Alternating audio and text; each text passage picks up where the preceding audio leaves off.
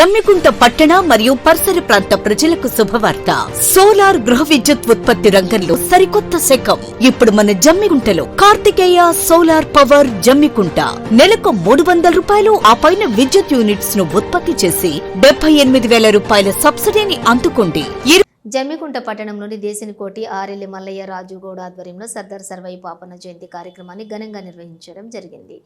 ఈ సందర్భంగా సర్దార్ సర్వాయి పాపన్న గౌడ్ విగ్రహానికి పూలమాలలు వేసి కేక్ కట్ చేసి ఉత్సవాలను ఘనంగా నిర్వహించారు. కార్యక్రమానికి ముఖ్య అతిథులుగా జమ్మికుంట పట్టణ CA Ramakrishna Goud, Jammikunta municipal manager Rajireddy, deputy tahsildar Srinivas మాట్లాడుతూ సర్దార్ సర్వాయి పాపన్న జయంతి శుభాకాంక్షలు తెలియజేశారు. ఈ కార్యక్రమాన్ని ఉద్దేశించి దేశినికోటి మాట్లాడుతూ సర్దార్ సర్వాయి పాపన్న జయంతి కార్యక్రమం జమ్మికుంటలోని ఘనంగా నిర్వహించారు. సర్దార్ సర్వాయి పాపన్న 350 సంవత్సరాల క్రితమే ఎస్సీ, బీసీ, బహుజన కులాలను అణచివేస్తున్నటువంటి సందర్భంలో భూస్వాములు మరియు పెత్తందారులపై సర్దార్ సర్వాయి పాపన్న తిరుగుబాటు చేసి బహుజన కులస్తులందరినీ ఏకం చేసి హైదరాబాద్ గోల్కొండ ఖిల్లాపై మొఘల్ సామ్రాజ్యంపై తిరుగుబాటు చేసి వారిని ఓడించి గోల్కొండ సామ్రాజ్యాన్ని కొన్ని సంవత్సరాలు పాలించారు. సర్దార్ సర్వాయి పాపన్న ఆయన ఆశయ సాధన స్ఫూర్తిని మనం తీసుకోవాలని చెప్పారు. తెలంగాణ రాష్ట్ర బీసీ సంక్షేమ శాఖ మంత్రి పొన్నం ప్రభాకర్ అన్న సర్వేపేటలోని సర్దార్ సర్వాయి పాపన్న విగ్రహంతో పాటుగా ఆ గుట్టను కోట్ల రూపాయలతో అభివృద్ధి చేస్తున్నారు.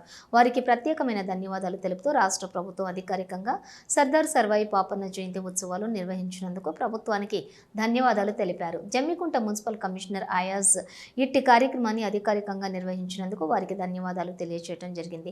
ఇటు కార్యక్రమంలోని జమ్మికుంట పుర ప్రముఖులు సుంకరి రమేష్, పరశురాం, మాజీ సర్పంచ్ పొనగంటి మల్లన్న, గూడెపు సారంగపాణి, హమల సంఘం అధ్యక్షులు రాజేశ్వరరావు, మాజీ కౌన్సిలర్లు బొంగోని వీరన్న, శ్రీపతి, నరేష్, పొన్నగంటి సారంగపాణి, దేశిని రాధా, సదానందం, నాయకులు పూదరి రేణుక, శివ, తోట స్వప్న, పిడుగు భాగ్యలక్ష్మి, బొంగోని సదానందం, చట్ల చిరంజీవి, చిలుముల రామస్వామి, వొజ్జా సీను, రామచంద్రం, సంపత్తు, యూత్ నాయకులు సునీల్, ఖలీల్, శివకృష్ణ, మున్సిపల్ శానిటరీ ఇన్స్పెక్టర్లు సదానందం, మున్సిపల్ సిబ్బంది పాల్గొన్నారు.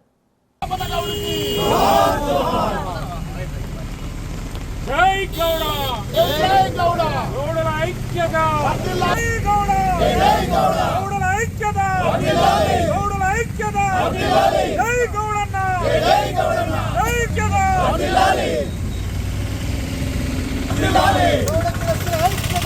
75వ జయంతి సందర్భంగా గౌడ సంఘం వచ్చిన నాయకులకు మరియు పేరుపేరున అందరికీ జయంతి సందర్భంగా శుభాకాంక్షలు తెలియజేస్తూ మా రైతాంగం తరఫున మొత్తం అందరి తరఫున ఇవాళ శుభాకాంక్షలు తెలియజేయడం జరిగింది. గౌడ్ గారి 375వ పుట్టినరోజు సందర్భంగా జమ్మికుంట పట్టణంలో ఘనంగా నిర్వహించడం జరిగింది.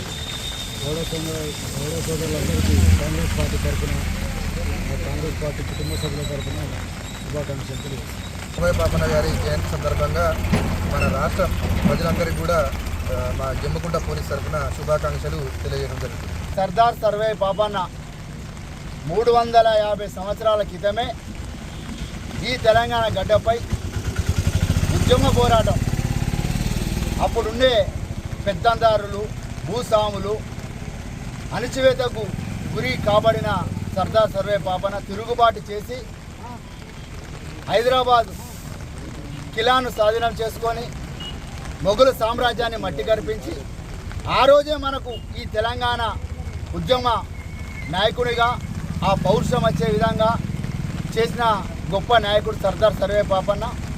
మరి ఆయన జయంతి ఉత్సవాలు ఈరోజు కాంగ్రెస్ ప్రభుత్వం అయితేనేమి, తెలంగాణ రాష్ట్ర ప్రభుత్వం అయితేనేమి ఘనంగా అధికారికంగా నిర్వహిస్తూ ఉన్నారు.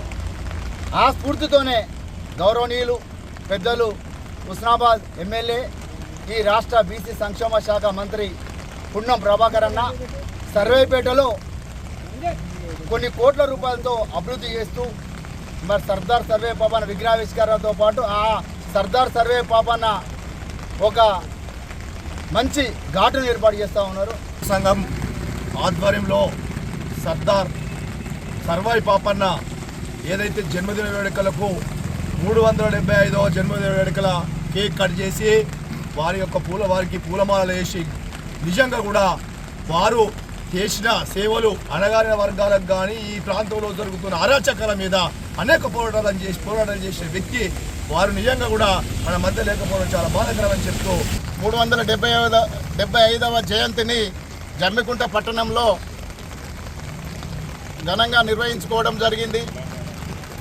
ఎప్పుడైతే 350 సంవత్సరాల క్రితమే అప్పుడున్న రాచరిక పరిపాలనలో జరుగుతున్న అన్యాయాలకు, పెత్తందారులకు, భూస్వాములకు వ్యతిరేకంగా ప్రజల అణచివేతను గురవుతున్నారని తను ఒక మామూలు గీతా కార్మికుడు అయినా కూడా ఆ అన్యాయాలను ఎదిరించి అన్ని వర్గాల ప్రజలను సమీకరించి మనము ఎందుకు రాజ్యం ఏలకూడదు, మనం ఈ భూమి మనది, ఈ ప్రాంతం మనది, ఈ సంపద మనది, వీటి మీద ఎవరి పెత్తనం చెల్లదు అని ఆనాడు ఇక్కడ ఏదైతే ఈ సర్వాయిపేట హుజురా సైదాపూర్ మండల్లో సర్వాయిపేటను రాజధానిగా ఏర్పాటు చేసుకొని 20-30